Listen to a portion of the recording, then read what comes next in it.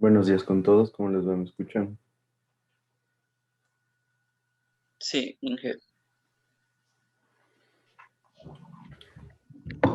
Bueno, vamos a empezar con la lista. Está Mauro Ávila, Presente, Inge. Alexis Ayo, Presente. Andrés Valdeón, Carlos Basantes, Daniel Borja,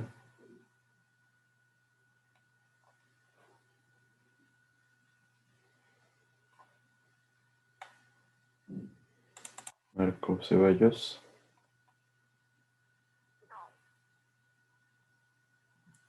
Jonathan Chilig,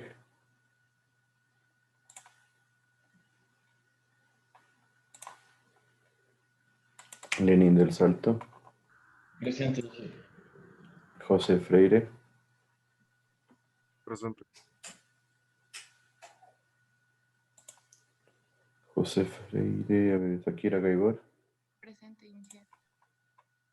Pamela Hidalgo, Presente, Inge. Ariel La Torre, Presente. Jofre Montenegro, Ana Paredes, Presente, Inge. Santiago Remache, Presente, Inge. Diego Reyes, Presente, Inge. Jorge Reyes, Presente, Inge. Nicolás Sánchez, Presente, Inge. Diego Taimal, Presente, Inge. José Tinoco, Presente, Inge. Dani Valdés, Presente, ingeniero. Eric Llanes. Presente, Inge. Inge, sí me escuchó lo que le dije presente. Ávila. Sí, estaríamos. A ver, bueno, entonces estaba viendo el calendario y creo que estamos bastante bien en tiempos. Y tendríamos que hacer un trabajo número 3. Y ya les di el tema del trabajo 3.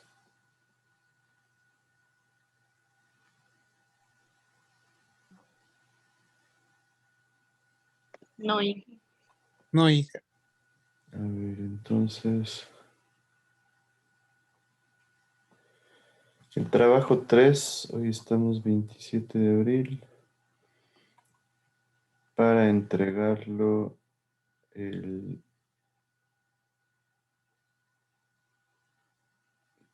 10 de mayo, podría ser que es lunes.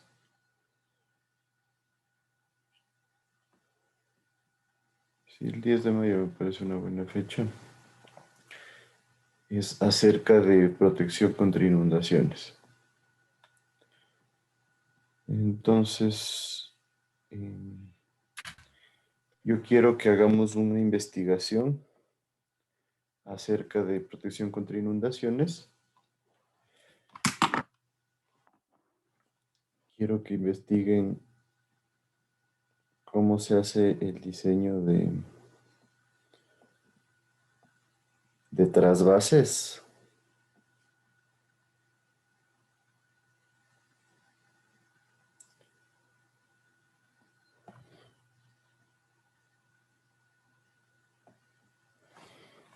Entonces, ver la información que ustedes encuentran acerca de trasvases para control de inundaciones.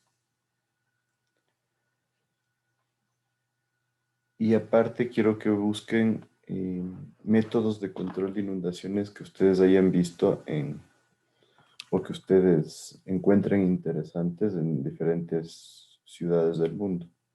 ¿Sí? Entonces, en esencia, voy a ponerlo aquí. Les voy a poner en la diapositiva para que sea más fácil.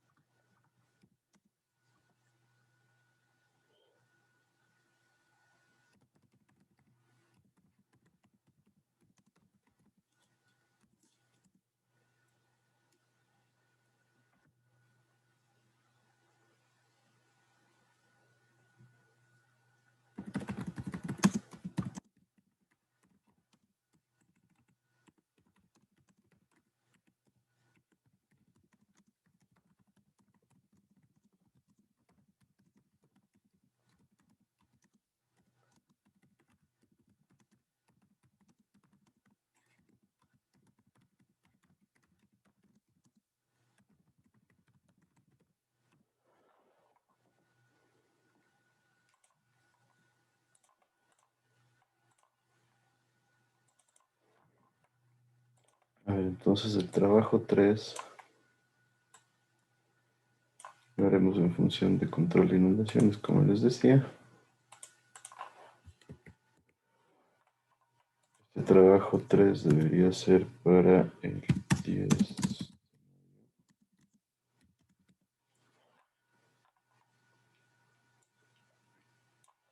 Entonces ustedes van a investigar cómo funcionan los trasvases para control de inundaciones, características y sus usos, y también deben definir un método de control de inundaciones en una ciudad específica y detallar todas las características y cómo funciona.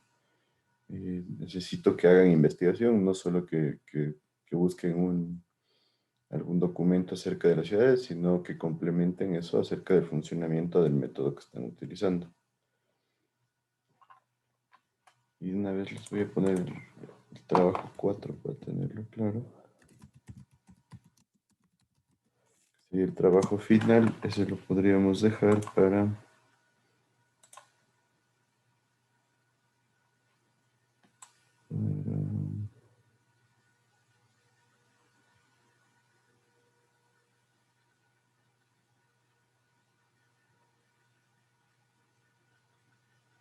podría ser el 1 de junio.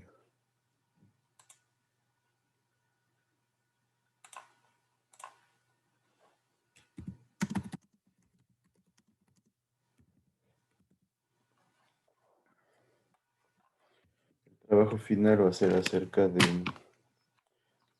de captaciones de rejillas laterales y de fondo. Entonces, en esencia, yo quiero que busquen un proyecto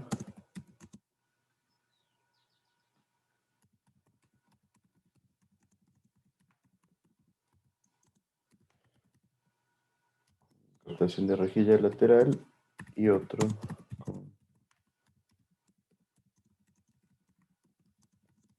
captación de rejilla de fondo.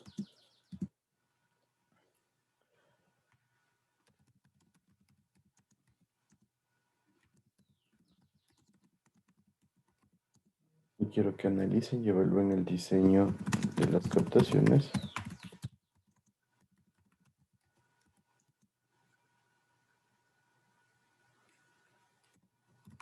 Mediante los métodos de diseño. Es incluido para las rejillas de fondo el método común, no hay mucha variación, pero es el que me parece más acertado. Les he incluido ahí un PDF en el aula virtual. En el libro de Alfredo de Valderrama.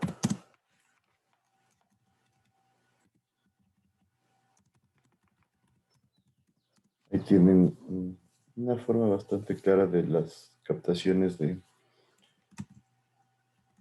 rejilla lateral.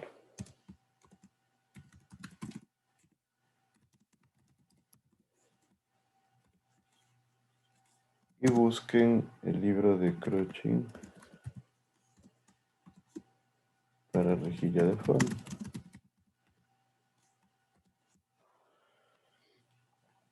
Entonces ahí tienen toda la información necesaria.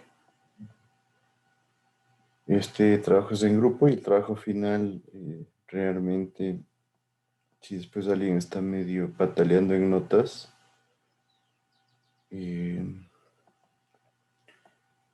tendría que tener un buen trabajo como para yo considerar ayudarle, ¿no?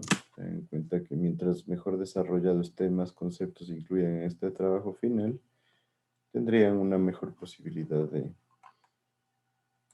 de poder remontar o que yo les incluya alguna parte de este trabajo como extra. Entonces, créanme que alguna vez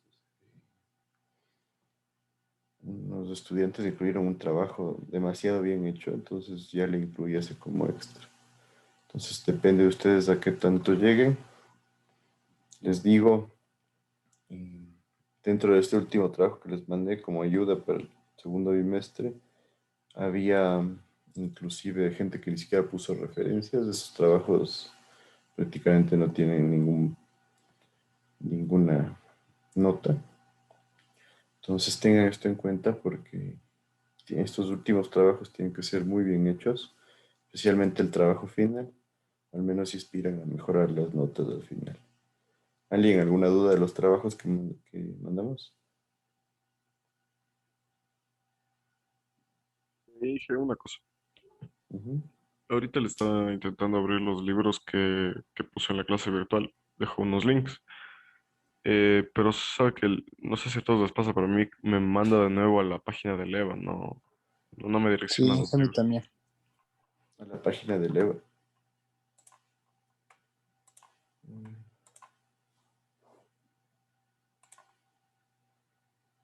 déjame ver.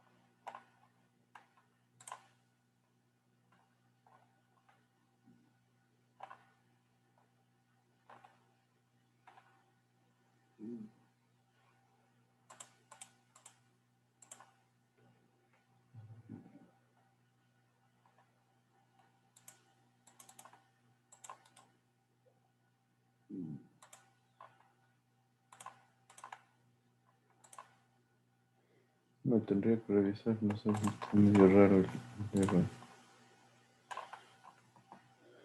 acerca de esto.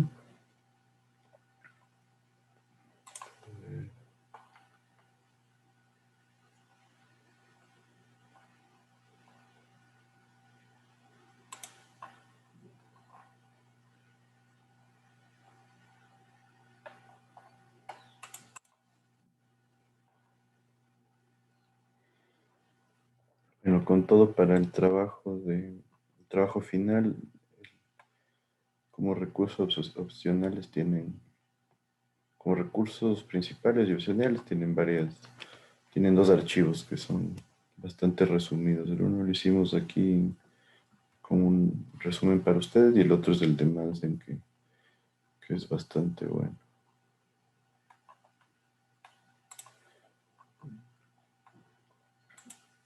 Déjenme ver si esto está funcionando. No se parece que el EVA está raro porque me manda igual como dicen ustedes. Que el uno sí está funcionando.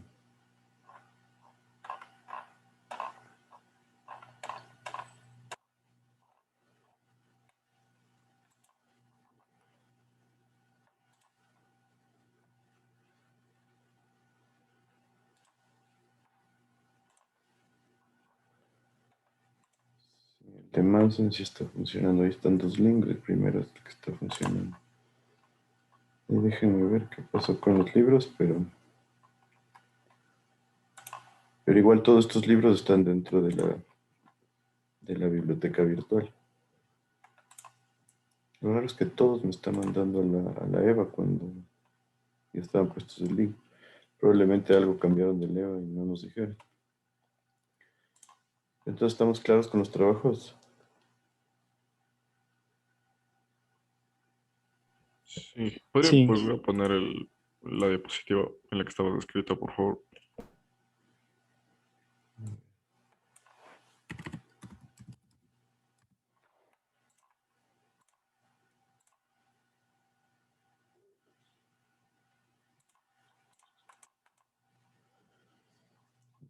El 10 de mayo y para el 1 de junio. Recuerden que con ustedes el examen final sería el 7 de junio, entonces para tener tiempo suficiente.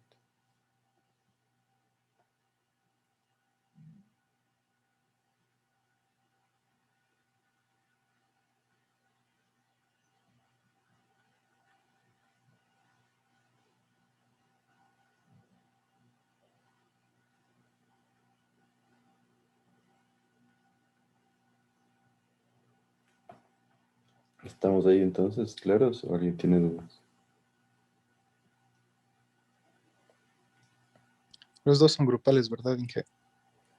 Los dos son grupales de los mismos grupos que manejamos. No se olviden de llenar los foros, por favor, de las unidades. He visto muchos aportes en algunas, así que por favor, necesito que los llenen también.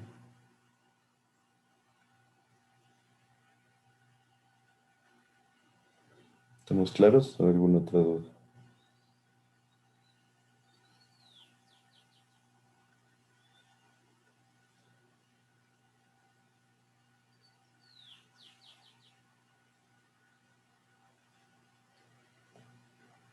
¿Qué me dicen? ¿Estamos claros o no? Sí, Inge, está claro.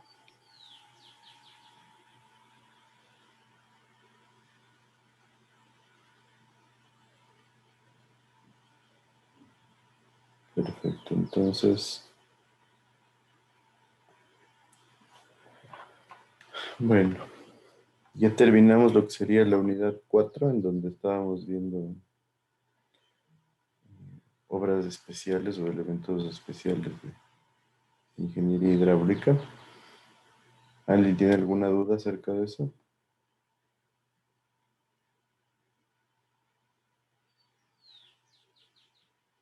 Bueno, es un tema bastante simple. Los sifones invertidos, recuerden, pueden tener varios espesores. Normalmente pasa eso debido a que de esta forma se produce un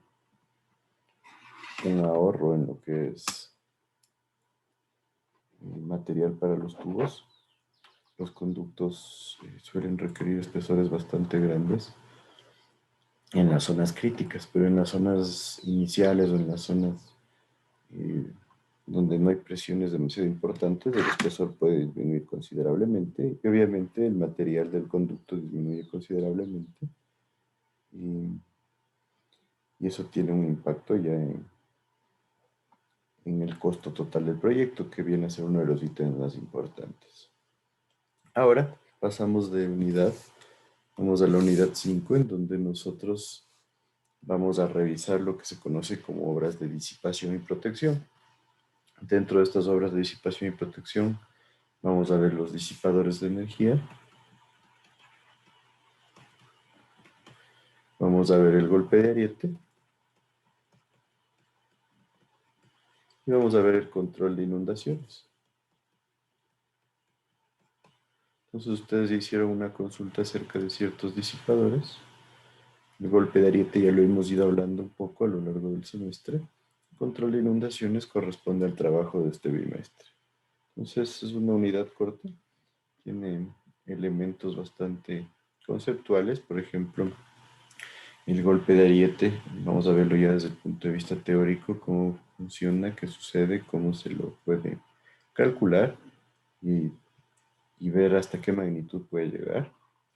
El control de inundaciones en esencia es una aplicación de todos los elementos que nosotros manejamos en la hidráulica, aplicados a cómo resolver un problema. Este problema es el control de inundaciones, entonces ahí van a ver que en algunos casos se usan compuertas, similares a los vertederos con compuertas, en otros casos se usan vertederos, en otros casos se utiliza canales, se utiliza variación de pendientes de canales, se puede utilizar presas para generar control de inundaciones, control de sedimentos, se puede utilizar muros para generar lo que son canalizaciones de río y de esa forma asegurarnos que el funcionamiento que tenga el río y evitar la erosión. Entonces, en esencia, es un alto rango de aplicabilidad para poder utilizar estos elementos hidráulicos e ingenieriles, en realidad, para solventar problemas reales.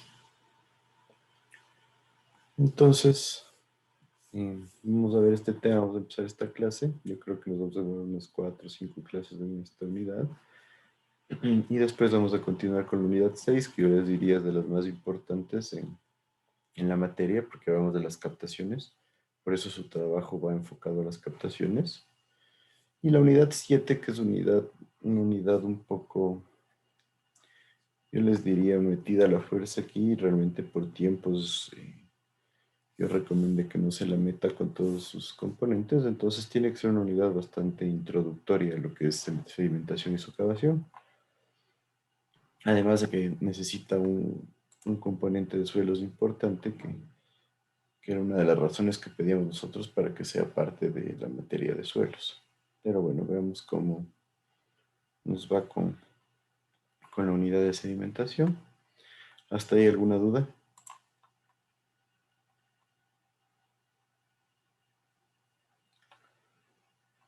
Bueno, entonces vamos a empezar con los disipadores de energía.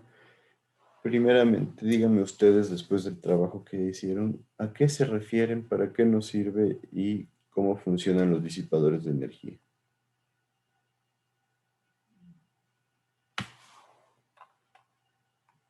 Ayúdame. Pamela Hidalgo.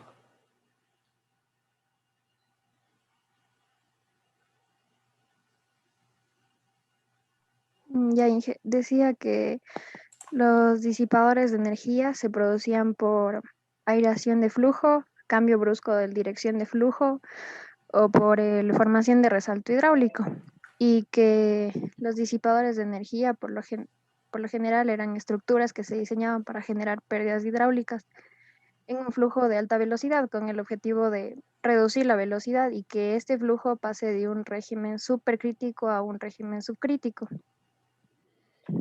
Perfecto, bastante bien detallado. Entonces, tú me dices los métodos de disipación de energía, me pareció bastante interesante, o las formas de disipación de energía. Dentro de lo que investigaste, ¿cuál es la aplicación práctica o cómo se logran los métodos que tú indicaste? Bueno, en los disipadores tipo USBR había 5 tipos. Ujú. Entonces, el principal objetivo de esto era que exista un estanque amortiguador.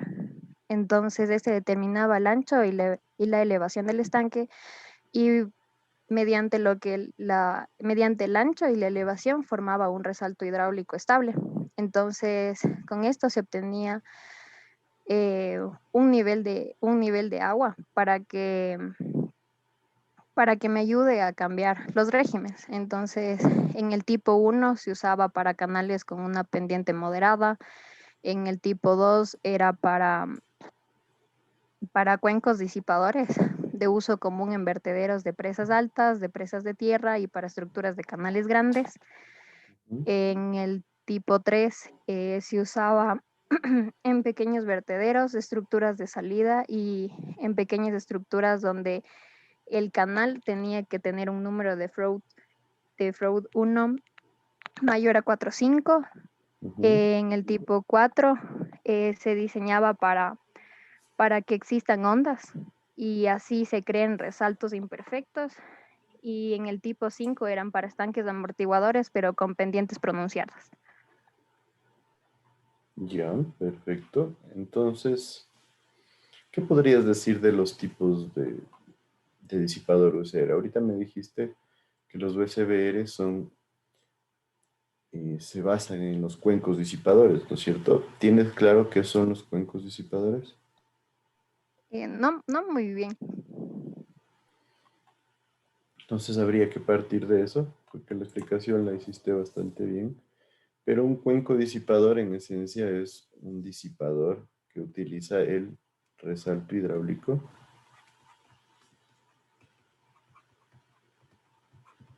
para disipar energía. En esencia, como lo describiste, el resalto hidráulico es una de las formas de disipar energía. Las otras que mencionaste es el cambio de dirección de la velocidad y la otra, la aireación. Entonces, en los métodos que vemos, se utilizan las tres formas, algunos las tres, otras dos, otros solo una, para generar disipación de energía. El resalto hidráulico normalmente es la forma más común de disipar energía. Y el cuenco disipador nos lleva a generar o a utilizar este fenómeno, podríamos llamarle hidráulico, para generar la disipación de energía. Entonces, primero partamos de qué es el resalto hidráulico. ¿Tienes claro qué es el resalto hidráulico? Esto es materia de hidráulica general, ¿no es cierto? A ver, sería que el resalto hidráulico no es cuando hay un flujo rápidamente variado. Un O la, flujo rápidamente variado. pues, no me En acuerdo. algunos casos. En esencia, un resalto hidráulico es un fenómeno que se produce cuando hay un cambio de régimen.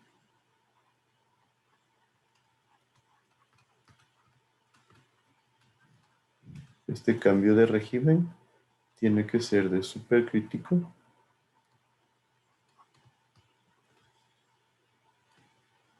a subcrítico, como tú lo mencionaste. Entonces, ¿qué sucede cuando hay un cambio de régimen supercrítico a subcrítico? Nosotros tenemos una disminución de velocidad.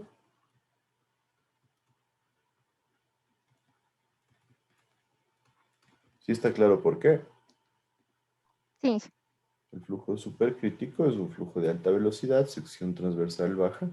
El flujo subcrítico es un flujo de baja velocidad, sección transversal alta. ¿Cómo se logra un resalto hidráulico? Pues la forma más simple es cambiando la pendiente.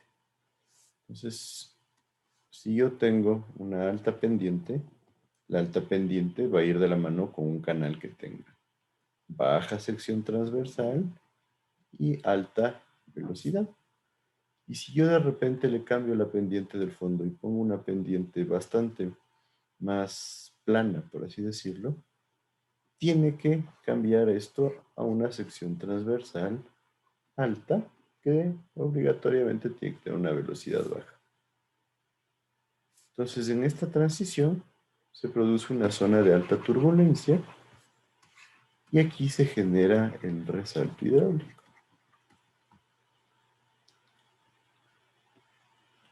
Ahora nosotros podemos definir ciertas características específicas para que este resalto hidráulico sea propiamente dicho un resalto hidráulico. O sea, nosotros podamos determinar qué longitud tiene, podamos determinar el número de Froude y en función del número de Froude podemos ver el tipo de resalto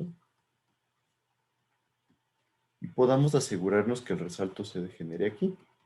Entonces, cuando se cumplen esas condiciones, nosotros estaríamos hablando de un resalto hidráulico con todas sus características. Pero ya vamos a verlo. Si es que un resalto hidráulico no cumple todos los requisitos, se puede empujar o ahogar. ¿Qué significa eso?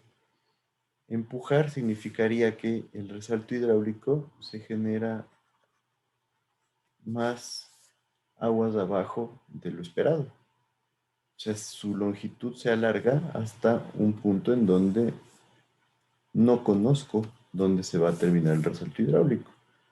Y eso sería un problema. ¿Por qué? Porque el resalto hidráulico, como les dije, lleva turbulencia dentro de sus características y eso puede generar una socavación aguas abajo en el río. Entonces puede ser peligroso. Y por otro lado, también el resalto hidráulico puede ahogarse, que significa que en vez de producirse en el punto de cambio de régimen supercrítico subcrítico, se produzca más arriba, aguas arriba. Entonces, en este caso, en esencia, el problema es que si empiezan a caer sedimentos en esta zona de acá, como el resalto está ahogado, es muy difícil que salga, entonces va a producirse una acumulación de sedimentos en esta zona. Entonces, esas son las opciones que podrían darse. Ahora, el resalto hidráulico, utilizado como un método de disipación de energía, se conoce como un estanque disipador, cuenco disipador, colchón disipador. ¿Sí? Entonces, en esencia, el cuenco disipador es el método más simple de generar disipación de energía y es cuando yo tengo un canal que tiene alta pendiente o yo tengo la parte posterior de un subvertedero, ¿sí? O yo tengo cualquier estructura donde se me genere alta velocidad, simplemente es generar una especie de cuenco o una especie de losa en donde yo genere las condiciones propicias para que se produzca el resalto hidráulico. Entonces, en esencia, ese es el cuenco disipador de energía. Y como hablaba Pamela, el cuenco disipador de energía es la base para los disipadores USBR, que son los que ustedes investigaron. Ahora, ¿qué me dicen ustedes? ¿Por qué se utilizan los USBR en función del cuenco? Podría decirse que el USBR tipo 1 es un cuenco sin ningún tipo de accesorio, ¿no? Entonces, ¿qué me dices, Jonathan Chile? Sí, Inge. ¿Qué me dices? ¿Podría repetirme, Inge? No lo escuché bien. Prendan las cámaras, por favor. No significa que no están atendiendo. No, sí, sino que en las mañanas, como ocupa también aquí el internet, mi hermana se vuelve muy mal. Les digo,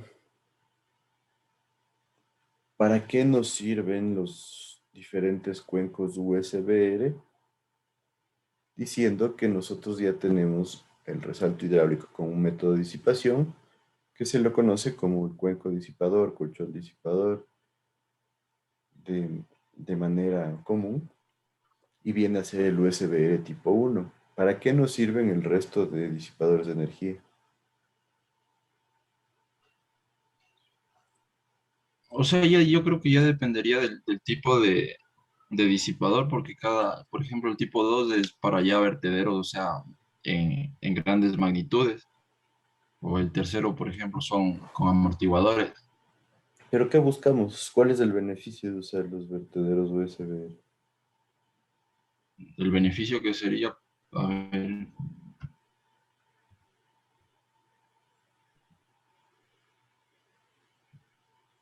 o sea, no sé, alivianar como los caudales, ¿Alivianar? ¿A qué te refieres con alivianar? o sea, a quitar un poco de presión de los caudales de cada presa, no sé. Presión de los caudales, eso sí no te entendí. Sí, más o menos, no sé. Sí, creo yo. No tanto por ahí. ¿Qué me dices, José Daniel Freire? De lo que yo investigué, se utilizaba diferentes tipos de disipadores según las características del flujo que tengamos.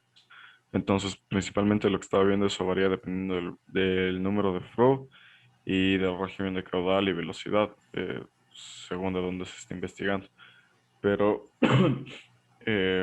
esencialmente, mientras más grande sea la estructura de la cual se requiere una disipación y mientras más, digamos, fuerte, por así decirlo, sea el flujo, más accesorios y más detalles hace falta en el cálculo del disipador para que pueda trabajar efectivamente, ¿no? Entonces, por ejemplo, de lo que me acuerdo en el tipo 2 era para estructuras más bien pequeñas y a pesar de que tenía sus accesorios y todo, no es una estructura muy grande, digamos. Pero, por ejemplo, para el tipo 3 lo que me acuerdo es para estructuras de mayor tamaño y lleva gran cantidad de accesorios para que pueda trabajar de manera apropiada. Bueno, sí, de ahí la parte principal es hacer énfasis en los accesorios. Estos accesorios que contienen los tipo USBR, los disipadores tipo USBR, son de tres tipos, ¿no es cierto? Los dados o elementos que se encuentran en la entrada de- del cuenco disipador, los dados intermedios y los dados posteriores. ¿Tienes claro para qué sirven estos tres tipos de elementos? Sí, más o menos. A ver, los dados de la entrada y de salida servían básicamente, a ver, los dados de la entrada servían básicamente para reducir la velocidad de entrada del agua en el disipador, de tal manera que no se genere digamos, socavación o desgaste del material. Los dados de intermedios, de lo que me acuerdo, se llamaban bloques de impacto. Eran igualmente para reducir la energía con la que el agua avanzaba hacia el final del disipador. Y estos se debían poner solo en ciertos tipos de disipadores debido a que si es que estaban sometidos a gran velocidad, podía generarse un desgaste muy rápido en los lados del dado y además podía generarse una presión negativa en la parte posterior de los dados. Entonces, por eso también hay que hacer un análisis muy delicado si es que se va a poner estos. Y finalmente la rampa final, esa sirve principalmente para evitar la socavación después del cuenco disipador, de tal manera que el agua no vaya limpiando el material de relleno. Sí, bastante acertado la mayoría de comentarios. Algo interesante que dijiste es que se puede producir vacíos aquí en la parte posterior. Eso en esencia es lo que pasaba con los vertederos de pared delgada. No sé si recuerdan cuando conversábamos acerca del subvertedero. Ese era el problema principal de los vertederos de pared delgada, la generación de vacíos de acá y obviamente la posibilidad de falla por estabilidad. Algo similar sucede con estos dados intermedios.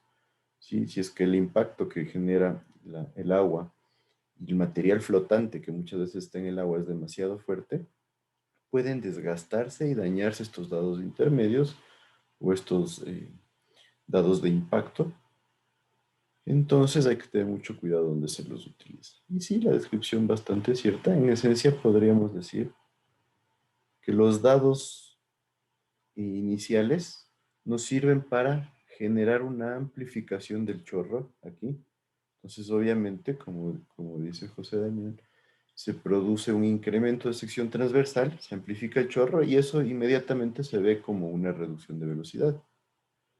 Los dados intermedios sirven para que el agua choque contra estos dados y cuando choca contra estos dados se empieza a generar una turbulencia porque el agua tiende a volver debido al efecto del choque. Entonces eso ya es una reducción drástica de velocidad.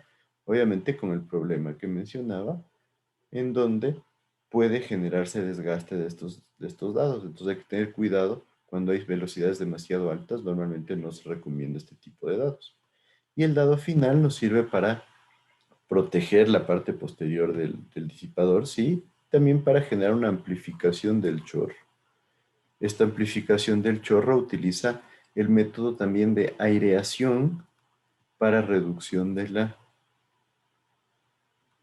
velocidad.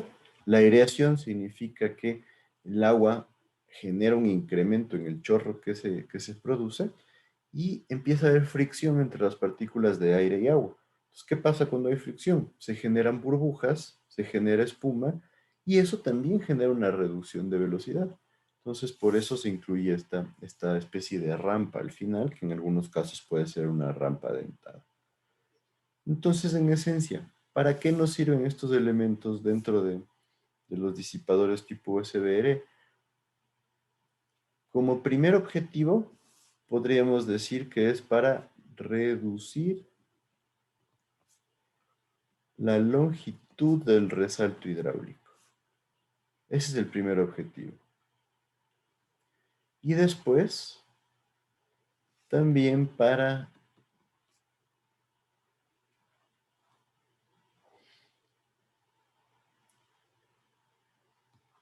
proteger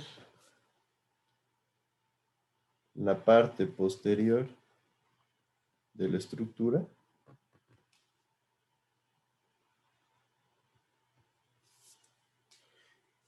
Y tercero, para controlar efectos especiales o situaciones adversas, como por ejemplo la ondulación excesiva.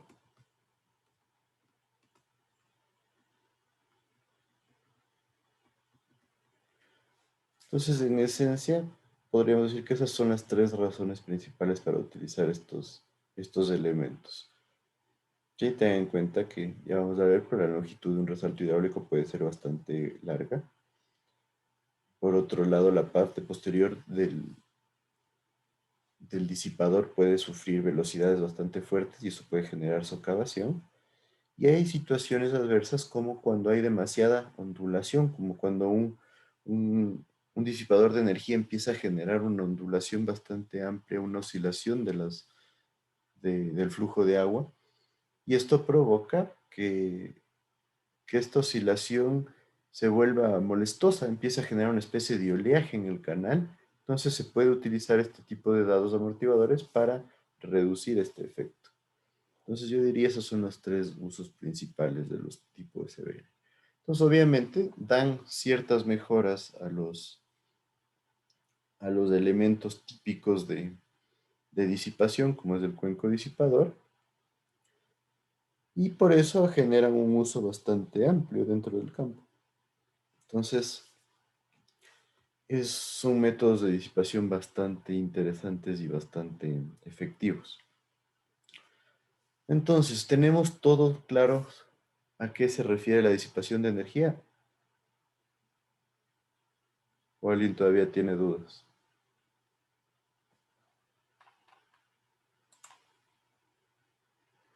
Entonces, tengamos claro que nosotros podemos requerir disipadores de energía en azudes vertederos, en rápidas, que son canales con gran pendiente, y también hay otra situación en donde se genera alta energía, que es cuando nosotros tenemos una compuerta y le cerramos esa compuerta. Entonces, ¿qué pasa? Tengo un flujo de agua y de repente baja la sección transversal, tiene que subir la velocidad. Entonces, aquí se genera un resalto hidráulico para disipar energía. También en compuertas se puede generar esta situación. Ahora, ¿qué métodos de energía vamos a revisar, de disipación de energía vamos a revisar nosotros? Pues la cuenca disipadora, como les dije, es el método más simple, más básico, utiliza el resalto hidráulico para disipar energía. Los disipadores tipo SAF o SBR, que son los que estábamos conversando, en donde se utilizan estos dados o deflectores, o dientes deflectores también se les conoce, para generar disipación de energía. Y un trampolín, que también se conoce como un salto de esquí, o un trampolín de proyección, también se lo conoce, en donde lo que hacemos es utilizar la fricción con el aire y el choque abrupto del agua contra un cauce rocoso como método de disipación. Entonces, como vemos, este método es un método bastante más arcaico, bastante más básico, pero bastante efectivo, ¿no?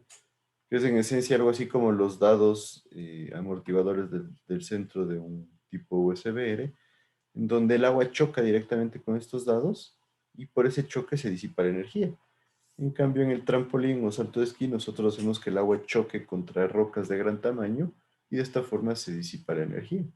Entonces, obviamente, hay que tener mucho cuidado en la selección del material del cauce para poder generar el trampolín disipador de energía.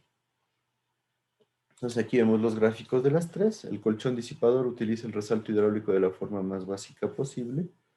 Los AV-SBR utilizan dados amortiguadores dentro del colchón disipador para reducir su longitud, para proteger la parte posterior de la estructura y también para eliminar efectos no deseados como la ondulación excesiva.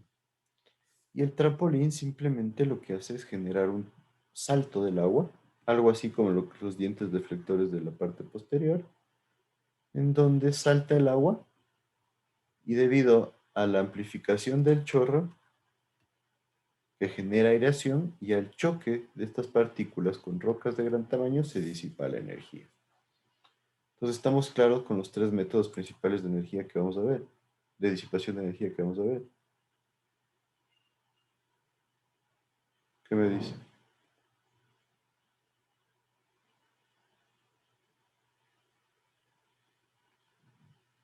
Sí, Sí, todos, no hay duda acerca de cómo funcionan estos métodos de manera muy por encima. Inge, lo que dice cuenca disipadora sería el USB tipo 1, ¿no? Exacto. De ahí nace el USB, ¿no?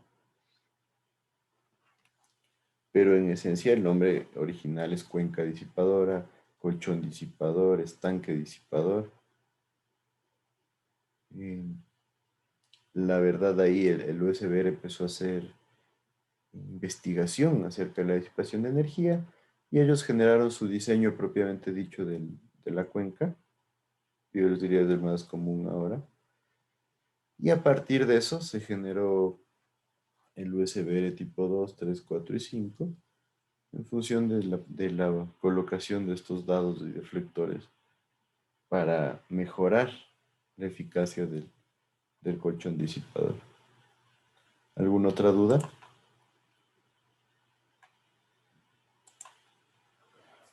Entonces, la cuenca disipadora, como les dije, tiene varios nombres. Estanque disipador, también pozo disipador, amortiguador también en algunos casos, solado también se le conoce, colchón disipador. Todos estos elementos se le utilizan. Entonces, en muchos libros ustedes ya los ven como parte adicional, ¿no? Si recuerdan en la propuesta de Alfredo Mansen para generar un azud vertedero, ya incluía un colchón disipador llamado Sampiado, la losa de aquí. ¿Recuerdan cuál era el espesor mínimo que recomendaba Mansen?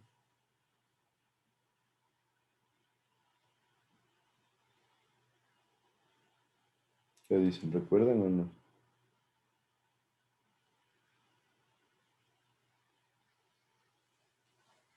¿Qué me dices, Ana Paredes?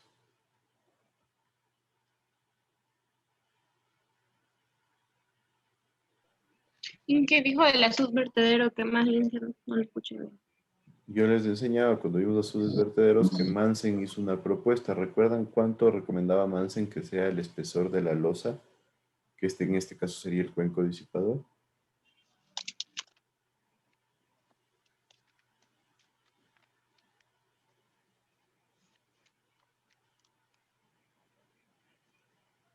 No, no recuerdo. ¿Perdón? No, Inge, no recuerdo. No nota. La recomendación de Mansen es que sea de 90 centímetros,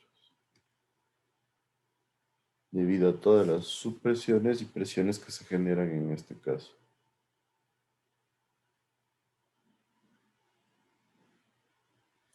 Inge, una pregunta. Ajá. Disculpe, nunca la entendí muy bien. En este tipo de estructuras hidráulicas siempre asumimos que va a haber un flujo de agua por debajo de la tierra, o sea, por debajo de la estructura. O sea, hay que hacer un estudio de suelos, pero normalmente es lo que sucede, ¿no? Porque aquí tienes un río. Entonces, si tienes un río y tú le pones una barrera, y en condiciones normales el río conlleva que este suelo esté totalmente saturado, ¿no es cierto? Cuando está saturado y tienes flujo aquí, obviamente tienes una pendiente. Lo más común es que tengas un flujo subsuperficial también, porque también hay agua llenando el suelo y esta agua también fluye abajo de la estructura. Y esta agua genera presiones bajo la estructura y genera un caudal de infiltración. ¿Sí? Ya, o sea, sería un análisis como que hubiera un nivel freático, a nivel superficial, ¿no? Es que claro, el agua del río propiamente dicho ya se encarga de saturar todo el suelo, ¿no? Entonces tenemos un flujo subsuperficial. Una forma más fácil de darte cuenta de eso es ir a un río y empieza a ver en los meandros que se van formando, vas a empezar a ver que hay ciertos afloramientos de agua. Por ejemplo, está un meandro así y puedes ver, digamos que la configuración del río sea algo así. Se empieza a generar flujo subsuperficial por aquí y por aquí empiezas a ver ciertos chorritos de agua que empiezan a salir, como unos pequeños afloramientos. Eso en esencia es la generación de flujo subsuperficial y flujo subterráneo que se da debido a la pendiente del canal. Entonces ahí sí vayan, yo les digo, un sitio donde se puede ver esto sin problema es el río Santa Clara en el Valle de los Chillos. Es un río que no es muy profundo. Y ahí ustedes van y lo pueden observar fácilmente como hay un montón de afloramientos. Entonces esos son es el gradiente hidráulico actuando ya sobre el agua subsuperficial y subterránea. Entonces eso va de la mano con que probablemente aquí más abajo, no sabemos cuánto, hay una capa impermeable de suelo. Esta capa impermeable genera que con la pendiente que tiene el río se produzca un movimiento de agua.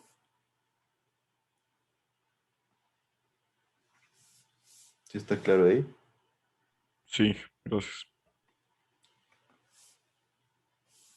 Entonces, en esencia, esta es la configuración de un cuenco disipador. Entonces tiene su estructura principal, que puede ser, como les dije, un azul, puede ser una rápida, puede ser un canal. ¿Qué más podría ser? Podría ser la espalda de una presa. Cualquier estructura en donde se generen altas velocidades. ¿Qué pasa? Se genera la alta velocidad, yo tengo que controlar esa alta velocidad y lo que hago es una losa horizontal en donde yo cambio totalmente la pendiente y si yo cambio totalmente la pendiente se tiene que producir el cambio a flujo subcrítico. Entonces la situación que queremos controlar es cómo se produce ese cambio de flujo supercrítico a flujo subcrítico. Entonces ahí es donde entran el análisis del colchón disipador o cuenca disipadora en función del tamaño que vamos a tener, que se cumplan las condiciones para tener un vertedero propiamente dicho, ¿sí? Y que se genere de manera correcta el resalto hidráulico. ¿Sí estaría claro ahí?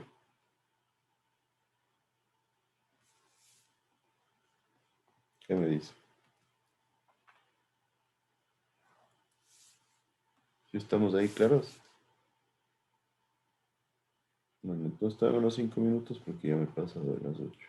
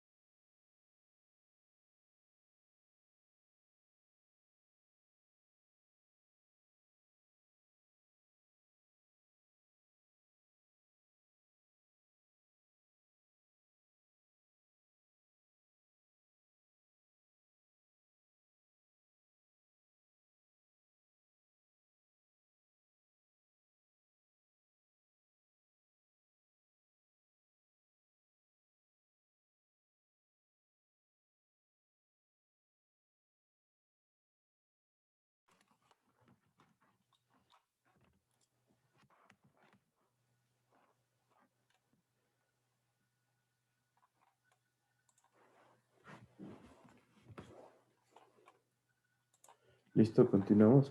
Prendemos la cámara, por favor.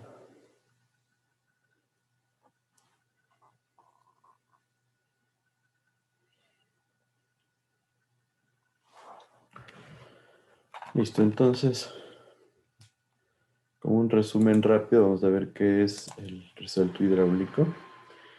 Ya dijimos, ¿no es cierto? Es un fenómeno hidráulico que se genera cuando se presenta una transición entre flujo supercrítico y subcrítico. Ojo, solo entre esta transición no se incluiría la transición subcrítico a supercrítico, ¿no es cierto? Eso se llama una curva de remanso. Entonces, no se olviden, el flujo supercrítico es un flujo con número de Froude mayor a 1, con alta velocidad, sección transversal pequeña. Un flujo subcrítico tiene número de Froude menor a 1, es lento y una sección transversal grande.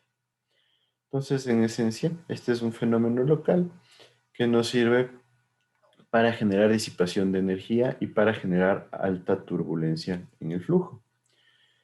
Se produce una alteración rápida en las trayectorias del flujo, hay turbulencias, se producen vórtices, pueden producirse bastantes ondulaciones, ¿sí?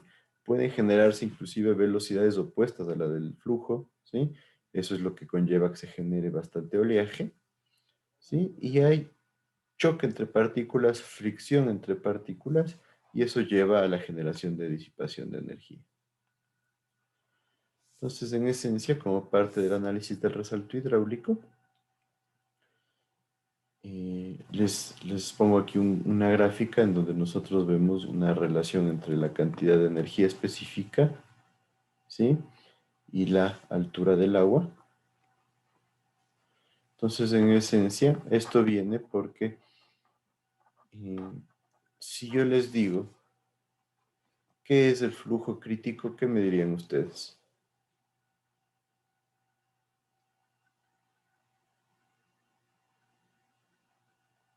¿Qué me dices, José Tinoco?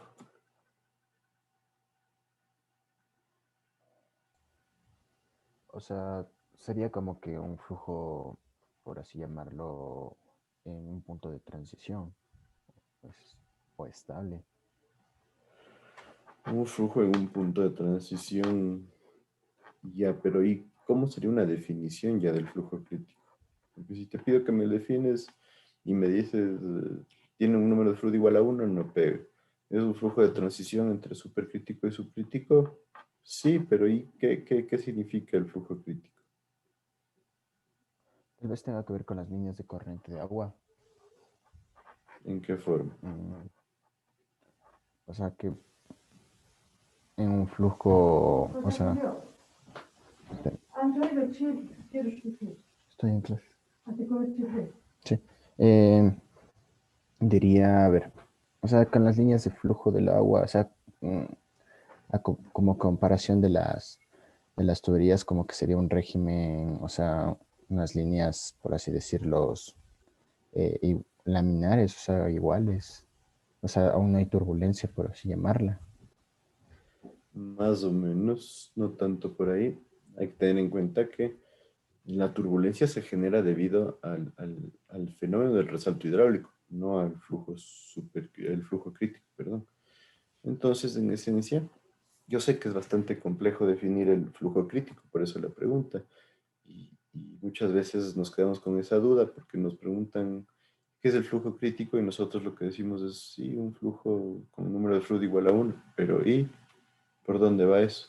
Entonces, ya haciendo un análisis un poco más a fondo, podríamos decir que el flujo crítico es el flujo que si nosotros tenemos un caudal constante, que desde el punto de vista teórico es algo bastante normal. Nosotros asumimos el flujo de caudal constante, ¿no es cierto? Un flujo permanente. ¿Por qué? Porque esto facilita los cálculos. Si nosotros trabajamos con un flujo permanente o caudal constante, el flujo crítico es el flujo que utiliza la menor energía específica posible para transportar el agua. Entonces ya tenemos una definición mucho más clara. ¿Sí me siguen? Entonces, en esencia, cuando ustedes quieren mover un flujo de agua, el que utiliza la menor energía posible, la energía específica, va de la mano con carga de velocidad y carga de presión. Entonces podríamos decir que es un flujo óptimo en cuanto al uso de carga de presión y carga de velocidad para llevar un mismo caudal. Y por otro lado, si nosotros hablamos de un flujo que tenga una energía específica constante, el flujo crítico va a ser el flujo que con la misma energía específica, supongamos la misma altura del agua y la misma carga de velocidad, lleve el menor caudal posible. No, perdón, el mayor caudal posible.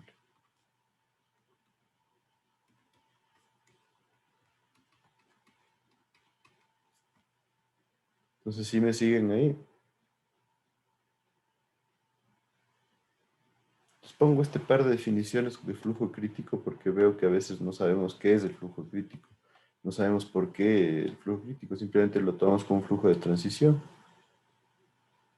Pero en esencia es un punto óptimo porque es un punto de cambio. Entonces llegamos a un punto, por ejemplo aquí de la menor energía específica utilizada y acá el mayor caudal. ¿Ya qué significa eso? Que es un flujo que optimiza el movimiento del caudal. Cuando yo tengo una energía específica, una altura dada y una velocidad dada, una carga de velocidad dada, va a ser el flujo que lleve mayor caudal posible. ¿Sí está claro entonces? ¿Qué me dice?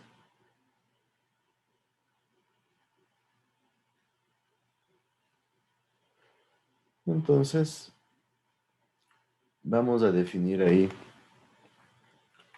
dos casos. Entonces vamos a decir que nosotros ya analizamos el resalto hidráulico. O vamos a analizar el resalto hidráulico, más bien dicho, en función de dos posibles situaciones. Aquí en línea entrecortada, nosotros tenemos la altura de sub 1, que se le conoce como la altura contraída. ¿Por qué? Porque se supone o suponemos que está en el punto de transición, o sea, donde cambia la pendiente supercrítica a una pendiente subcrítica. Entonces, esta altura contraída es una altura pequeñita, está en el último punto de flujo supercrítico, donde se empieza a generar ya la llegada a la losa plana y se genera nuestro flujo subcrítico. Ahora, aquí con línea entrecortada, está el flujo, o más bien dicho, la altura normal del canal. ¿Qué significa la altura normal del canal? También se le llama D sub n o H sub n. Esta es la altura que tendría el canal si es que no hubiera estructura.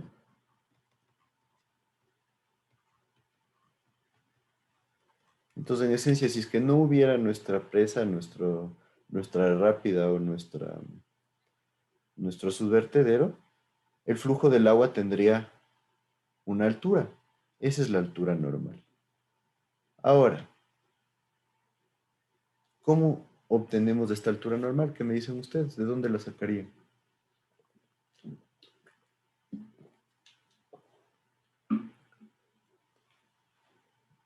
¿Qué me dices, Ariela Torre? ¿Qué crees tú? ¿De dónde sacaría la altura normal? ¿Perdón? ¿De dónde sacaría la altura normal? Me dijo. Ajá. Yo te pregunto la altura normal, habiéndote dicho que es la altura que tendría el flujo de agua en el río si es que no hubiera subvertedero, en este caso específico. ¿De dónde la sacaríamos?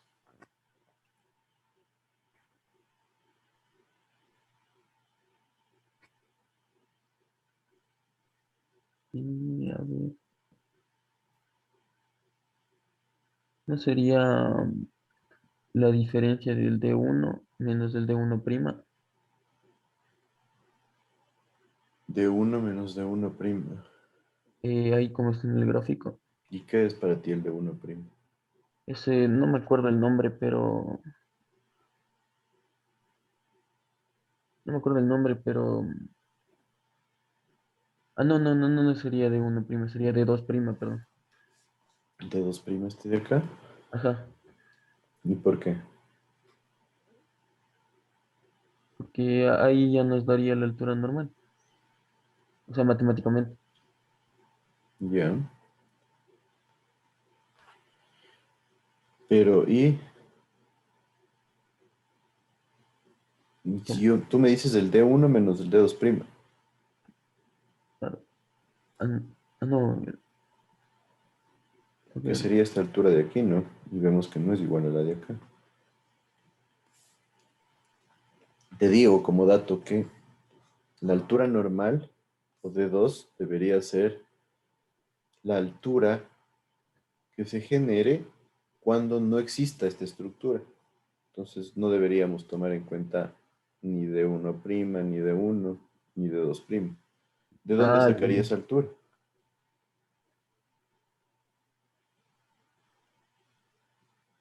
tal vez puede ser el nivel de referencia del agua, El nivel de referencia del agua. ¿Cómo? ¿A qué te refieres? la cota del agua, a donde esté el agua. La cota del agua, perfecto. ¿Y de dónde sacas la cota del agua? De, de donde se esté analizando, del río mismo. Pero por eso, ¿cómo obtienes? Ah, podría ser, o sea, no sé, con topografía, no sé, No. ¿No? ¿Cómo vas a decir con topografía? o sea, viendo la referencia, la cota de referencia. Chuta, no sé, Si tú tienes un canal y yo te pido que me des cuál altura va a tener ese canal de agua, ¿qué harías tú? o sea, podría con una vara, No, ya ingenierilmente. ahí le dice a alguien algo, Como ingeniero, ¿cómo sacarías la altura del agua en un canal? que mido aguas arriba, Mm, No, o sea, tienes un canal X en el punto 10 metros, no sé, digamos, una abscisa 10 metros. ¿Quieres saber cuál altura del agua debería tener ahí? ¿Cómo harías? ¿Alguien le ayuda? ¿Alguien tiene claro?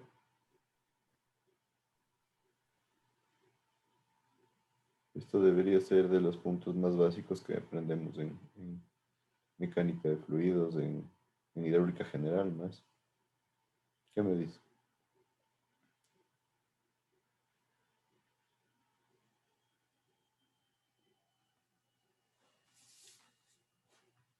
¿Alguien?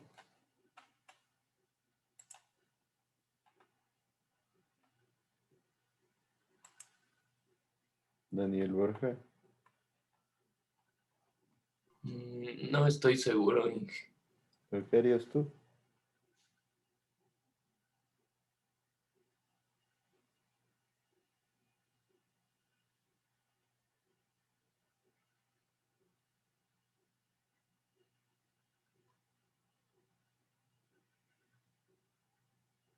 ¿Qué harías tú, Daniel?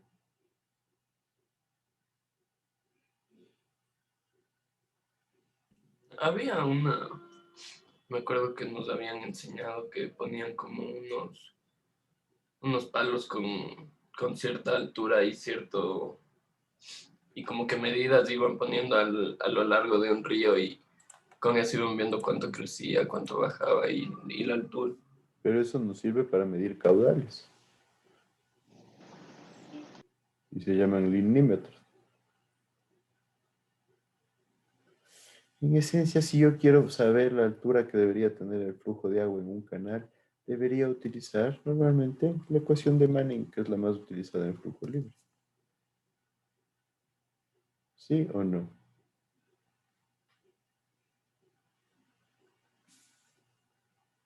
¿Qué me dice? ¿Sí o no? ¿Está claro por qué? Velocidad es igual a 1 sobre n por radio hidráulico a la 2/3 por gradiente de energía a la 1. Entonces, yo puedo dejarlo en función del caudal y el área. El área estaría en función de la altura del agua, porque el ancho del río lo voy a conocer, lo puedo medir físicamente. El radio hidráulico es área sobre perímetro, lo mismo, depende del ancho y del alto.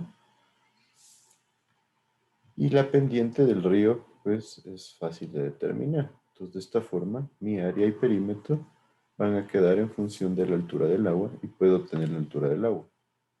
Si está claro, si tienen claro eso, ¿no es cierto? ¿Qué me dice?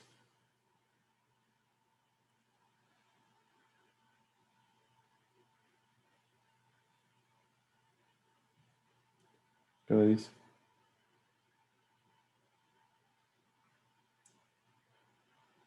¿Está o no está claro? Sí, Entonces, esa es la razón de que ustedes puedan aplicar limímetros para medir caudales. Si lo hacen a la inversa, pueden utilizar caudales para medir alturas. Pueden decir, ¿cuál es la altura del agua si yo tengo un caudal de 2 metros cúbicos por segundo? Entonces, la altura del agua H es X. ¿Sí está claro ahí? Seguro.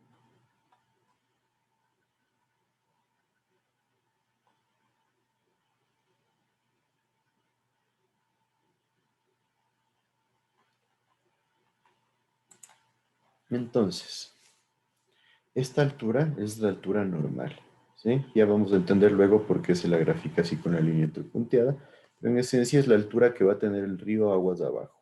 Esta es la altura normal, D sub 2 o D sub n. Prefiero llamarle altura normal, yo prefiero denominarle D sub n, pero aquí Rodríguez en su libro le pone como D2 y D2'. No quiero que se confundan con esto y por eso le llamamos altura normal. La altura que va a tener el agua del río si no hubiera estructura. Ahora sí, este caso de aquí que vamos a analizar nos dice, si es que D'2 es la altura que se conoce como conjugada. ¿Por qué conjugada? Porque D'2 depende de D1, ¿sí? Y en este caso de D'1. ¿Qué significa eso? Nosotros vamos a calcular D'2 en función de D sub 1, porque D sub 1 es una altura que podemos obtener. Podemos obtenerla inclusive utilizando una ecuación de Bernoulli. Y si es que yo determino D'2 y la comparo con la altura normal, y resulta que D'2 es menor a la altura normal, ¿sí? O sea, la altura conjugada es menor a la altura normal. ¿Qué sucede? El riesgo es que se genere un desplazamiento del resalto hidráulico. Se puede desplazar aguas abajo. ¿Qué significa que se desplace? Las condiciones normales del resalto hidráulico deberían generar un resalto justo en el punto de transición. Si es que se genera esta combinación de aquí, que la altura conjugada nuevamente sea menor a la altura normal, se puede desplazar el río y eso significa que se puede desplazar el resalto y eso significa que el resalto se genere aguas abajo de la estructura. El problema es que no sabemos a qué distancia. Entonces, capaz que aquí llega mi estructura, yo tengo hasta acá mi enrocado y el resalto se genera después del enrocado. El peligro que se genera es de socavación. ¿Sí? Si se genera socavación, puede dejar el canal desprotegido, puede dejar la estructura desprotegida, puede generar una desestabilización de la estructura, ¿sí? O inclusive en algunos casos puede desplazarse longitudes bastante grandes y generar socavamientos en varias zonas del río. Entonces nosotros decimos que este tipo de resalto hidráulico no conviene, no es recomendable, ¿sí? En este caso necesito un colchón disipador. ¿Sí está claro? ¿Me siguen?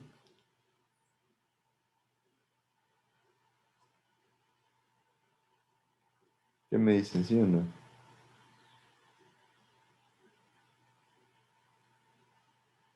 Sí,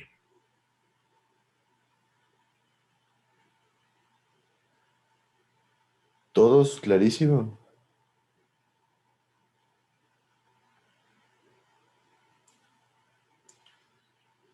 Bueno, entonces este de aquí siempre requiere un colchón disipador. Y ya vamos a ver cuáles son las características del colchón disipador.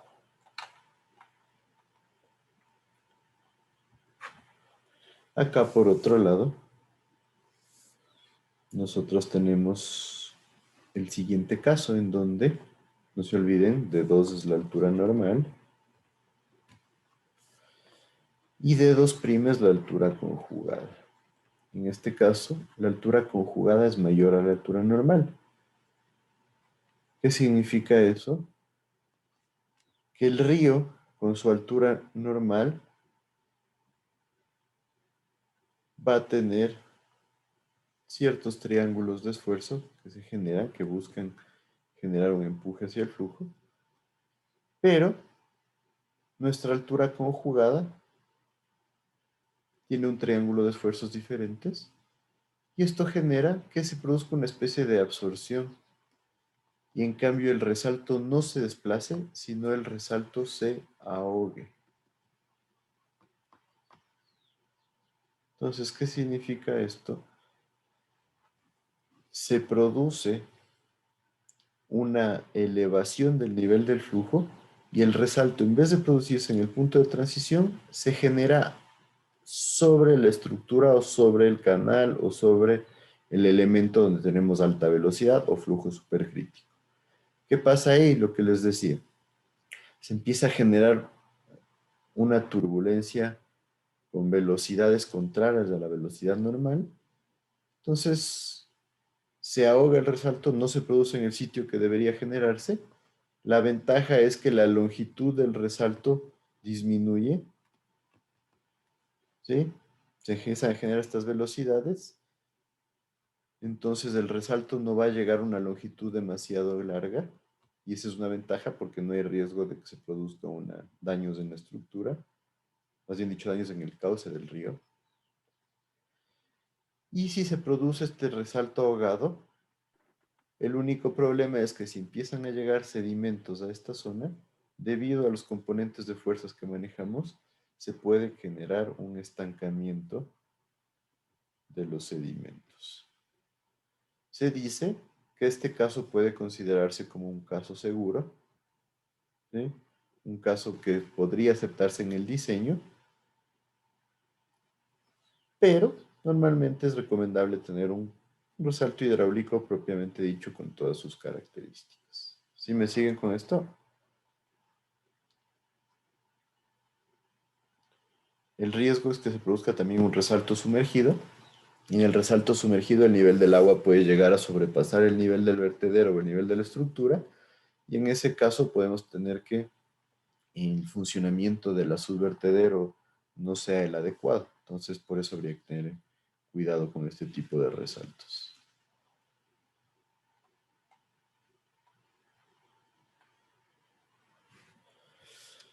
Y el último caso es cuando la altura normal es igual a la altura conjugada, o sea, de prima 2 se vuelve de 2.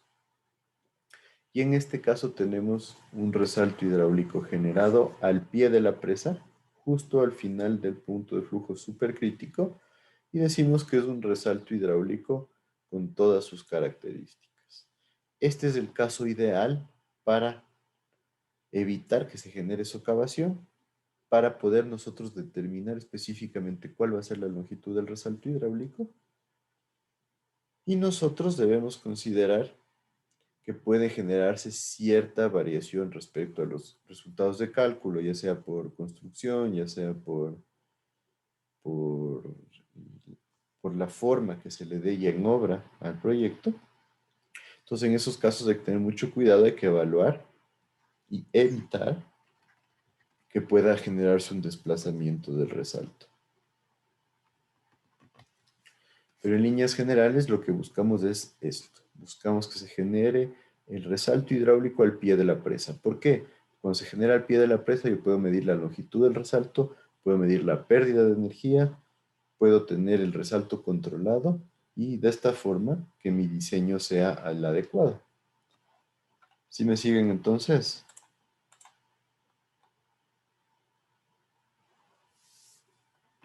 Aquí tenemos una imagen de un resalto hidráulico. ¿Sí? Miren, aquí está el nivel del agua, tenemos una compuerta. Como les dije, la compuerta genera que el nivel del agua disminuya, se genera una sección transversal baja y una velocidad alta. Aquí vemos la velocidad alta. Aquí vemos la turbulencia del resalto hidráulico, bastante oleaje, si ven velocidades inclusive contrarias. Alta aireación, que termina con una área grande con una velocidad baja. ¿Sí está claro el funcionamiento de un resalto hidráulico?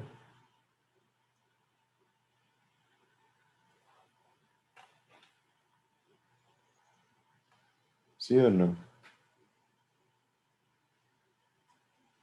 ¿Qué me dice Santiago Remache? ¿Estamos claros?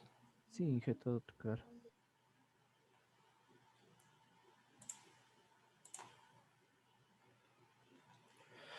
Entonces, si logramos que se genere el resalto hidráulico al pie de la presa, como les decía, nosotros podemos calcular la pérdida de energía y esta pérdida de energía va a ser igual a la energía en el punto 1 versus la energía en el punto 2. El punto 1 normalmente es el punto de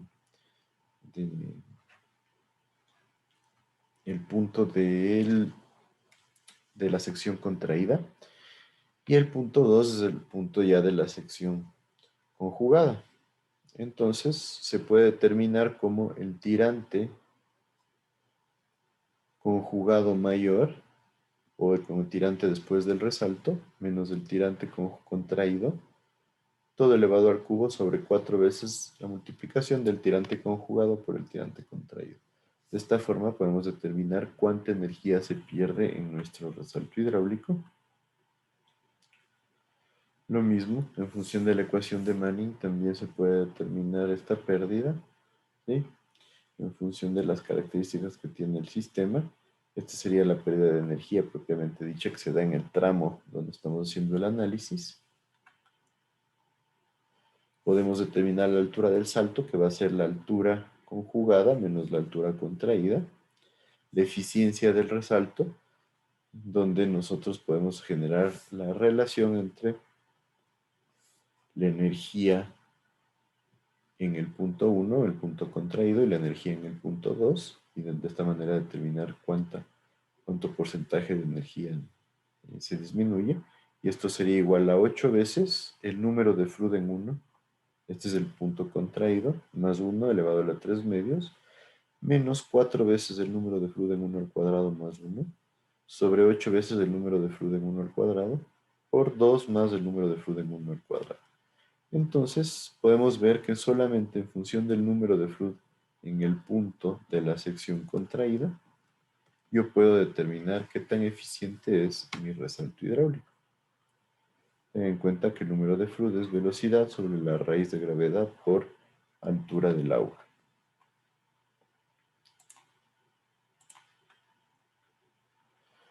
Y esta es la ecuación más importante, les diría yo, es la ecuación para generar las alturas conjugadas. ¿Qué significa esto? Es la ecuación para relacionar la altura contraída y la altura conjugada. Entonces la altura conjugada va a ser igual a la altura contraída sobre 2 por la raíz de 1 más 8 veces el número de Froude en 1. Esta es la parte contraída al cuadrado y todo menos 1.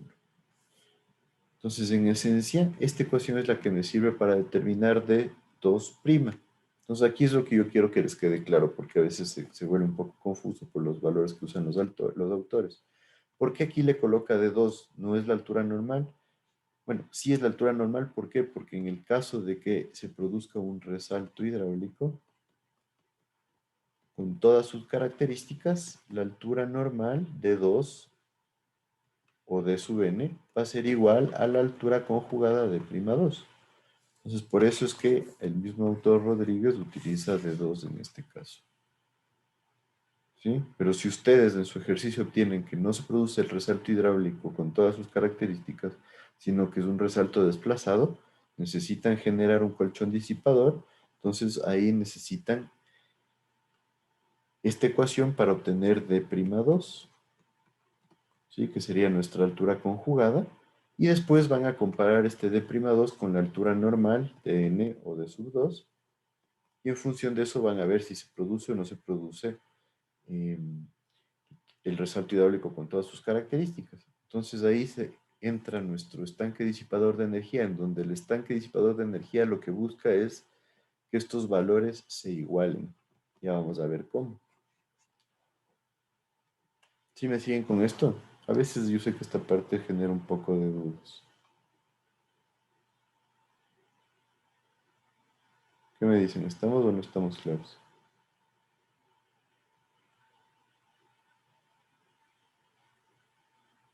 Lenin del Salto, ¿qué me dices? ¿Tienes claro lo que es la generación del resalto hidráulico para disipación de energía?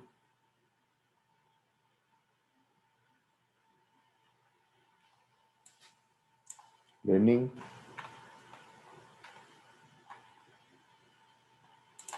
Tengan en cuenta que si no responden, no es como que no estuvieran en clases. Lenin del Salto. Entonces Lenin no está. Nicolás Sánchez, ¿qué me dices tú? Sí, que todo bien. ¿Qué dirías tú entonces? ¿Cuál podría ser tu resumen acerca de lo que hemos visto? Que, ver,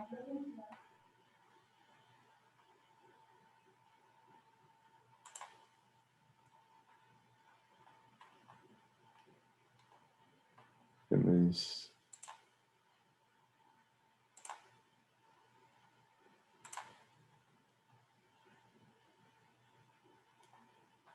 ¿Cuál sería el resumen?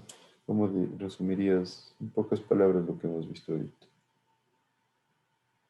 que el resalto hidráulico se produce cuando hay un cambio de régimen. ¿Ya? ¿Qué más?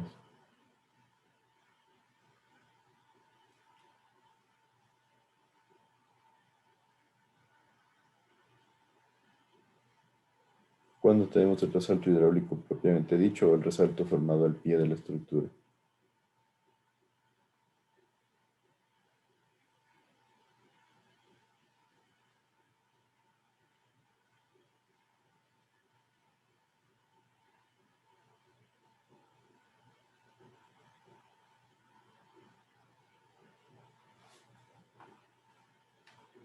¿Qué me dices?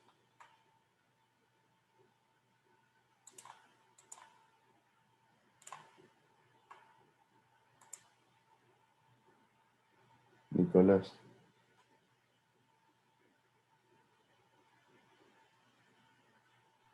Ay, sí, eso sí, no sé.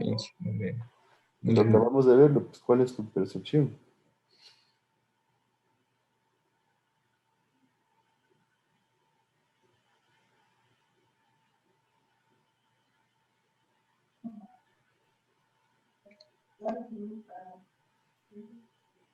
No le, eso sí, no le entendí bien.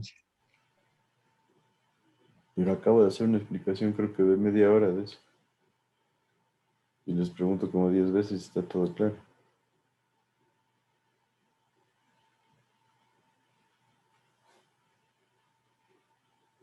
Eso me da a entender que no estás atendiendo, ¿no?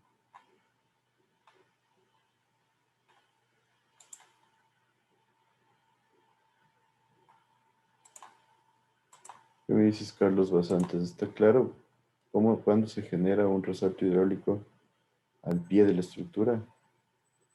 Sí, sería cuando pasa de un estado crítico a un estado crítico.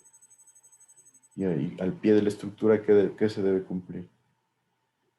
Eso no me quedó muy claro. Creo que es cuando está en un estado crítico, cuando todo es igual a 1. No. Si les pregunto 40 veces, está claro. Hago todos los gráficos con toda la explicación. ¿Qué entendiste de este gráfico?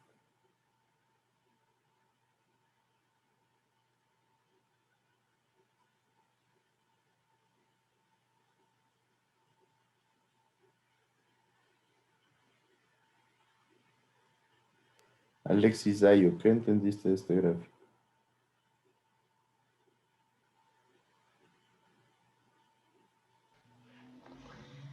O sea que en esa partecita va a haber como unos pequeños triángulos de esfuerzo, de fuerzas. Ujú. Entonces, en algunos casos va a ser contrario al flujo y ahí se va a generar el resalto hidráulico. Más o menos, no tanto. Puede haber flujo contrario y eso generaría que un resalto se genere como ahogado o como desplazado, cuando yo tengo que el resalto hidráulico se genera al pie de la presa, como en este gráfico.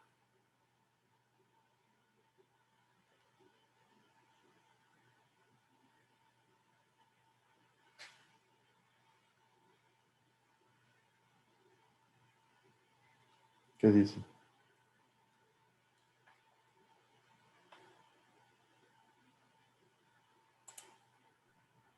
¿Qué me dices, Diego Taimal?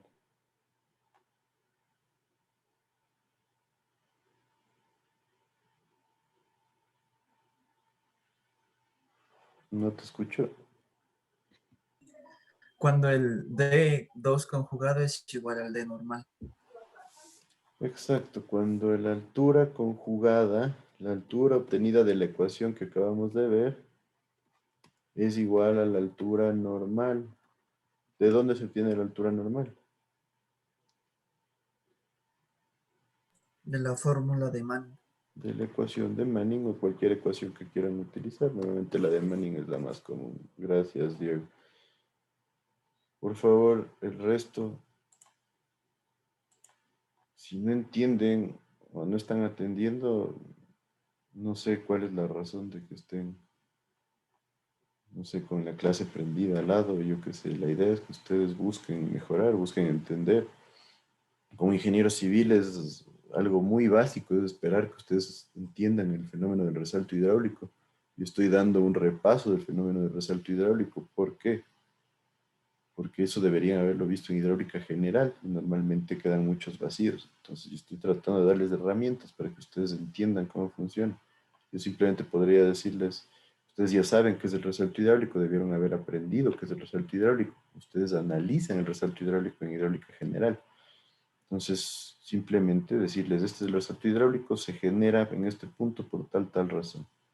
Entonces, por favor, necesito que, si no entienden, hablen, y si es que no están atendiendo, realmente, ¿para qué se unen a la clase?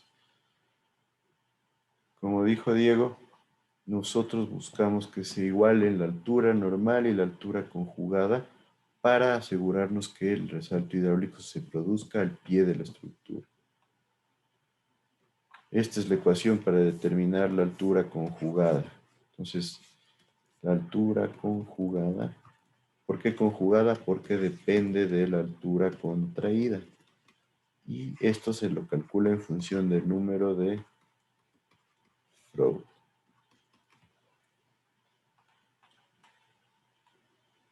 Sí, una cosa. Ujú. Pero puede darse que se den, digamos, valores cercanos, que no sea exactamente igual, porque en números teóricos, en papel, uno iguala las ecuaciones y listo, da que la altura conjugada es igual a la altura normal, pero ya en la práctica eso va a ser complicado, ¿no? Ok. Sí, nosotros normalmente damos una tolerancia de 5 centímetros. Sí, en algunos casos podría hablar hasta 10 centímetros de diferencia.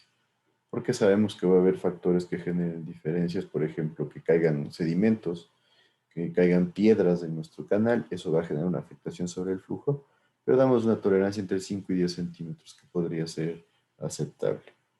Entonces sí, correcto, no es que va a llegar al punto exacto, por eso es que nosotros tenemos que tener cuidado y hay que hacer un par de comprobaciones, ¿no? Por ejemplo, ¿qué pasa si es que la altura contraída sube 3 centímetros, ¿qué pasa si la altura del normal del río sube 4 o 5 centímetros?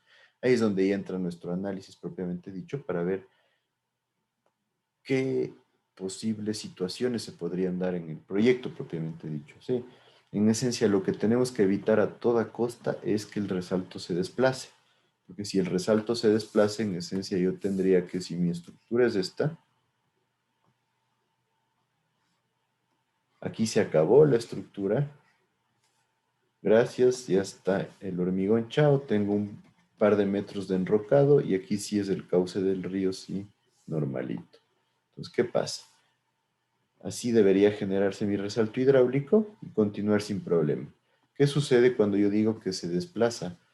Tengo mi resalto hidráulico y se genera esta situación. Entonces, toda esta zona de aquí va a tener alta turbulencia. El riesgo es que estas piedras se empiecen a mover, que esta zona se empiece a socavar. Entonces, lo que yo debo evitar en esencia siempre es que se genere este problema que le he puesto en verde. ¿Y está claro ahí? ¿Cuándo se genera este problema? Cuando la altura conjugada es menor a la altura normal. Entonces yo tengo que hacer varios análisis hasta estar seguro que esto no puede pasar. Y me quedo ya tranquilo con el diseño. Si es que el resalto se ahoga, en esencia lo que pasa es esto. Está bajando el resalto y se genera así. Entonces la longitud del resalto se vuelve mucho más pequeña que en el caso de que se produzca al pie de la estructura. Entonces es una ventaja, sí, porque estamos seguros de que no vamos a generar socavación. La desventaja es que puede ahogarse el resalto y eso significa que el vertedero empiece a funcionar como un vertedero de paso simple que ya no genera un efecto demasiado importante. Entonces, ya desde el punto de vista de aplicación práctica, si es que mi estructura me sirve, por ejemplo, para generar una captación, en esencia mi captación quedaría totalmente ahogada, ¿sí? Y el problema es que podrían empezar a ingresar muchos sedimentos. Entonces, desde el punto de vista práctico, este tipo de situaciones nos podrían generar ciertos problemitas, ¿no? ¿Sí está claro ahí?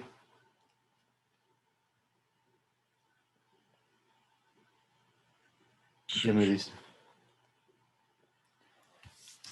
Listo. Entonces, adicionalmente les he puesto este gráfico en donde ustedes pueden determinar cuál es la longitud en función de esta relación longitud sobre altura 2. ¿Cuál es la altura 2? Es la altura normal.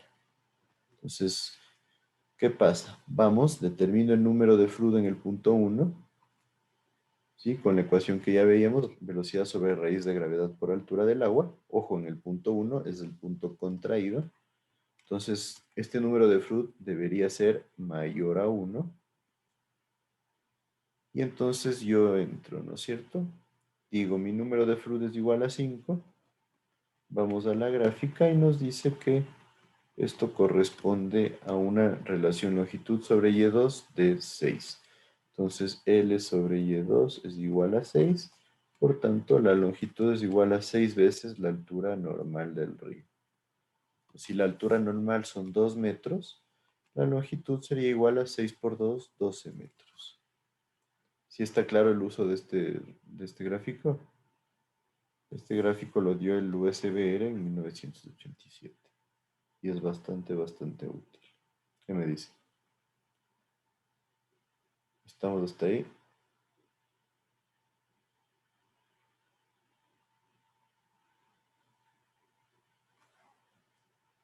¿Estamos o no estamos?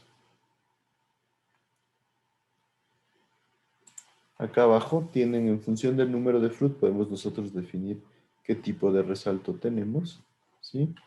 Esto les he puesto de manera más detallada en las siguientes diapositivas, en esta de aquí. Entonces, solo para terminar, como alturas conjugadas, también hay otras ecuaciones que les pongo aquí. Yo prefiero utilizar ese gráfico porque es mucho más detallado, podría decir. Pero hay, por ejemplo, la ecuación de Scholitz, que nos dice de 5 a 6 veces la diferencia de la altura normal menos la altura contraída, o conjugada menos contraída. Por otro lado, también nos dice que puede ser 6 veces la altura contraída por el número de Fruden 1, que obviamente va a ser mayor a 1. Y por otro lado, el US Bureau of Reclamation nos dice que la longitud puede ser 4 veces la altura conjugada. ¿Sí? Pero si ustedes van al gráfico que acabamos de ver, en el gráfico encuentran que en el ejemplo que acabamos de poner nos da 6 veces. Entonces vemos que este gráfico nos da valores mucho más reales y yo les diría, mi recomendación es utilizar este gráfico. ¿Hasta aquí alguna duda?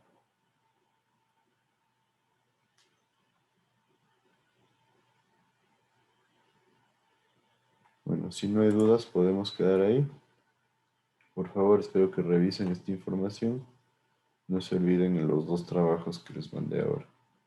Y por favor llenar los foros. Inge, ¿me podría poner en lista, por favor? Yo entré un poco tarde. ¿Quién me dice?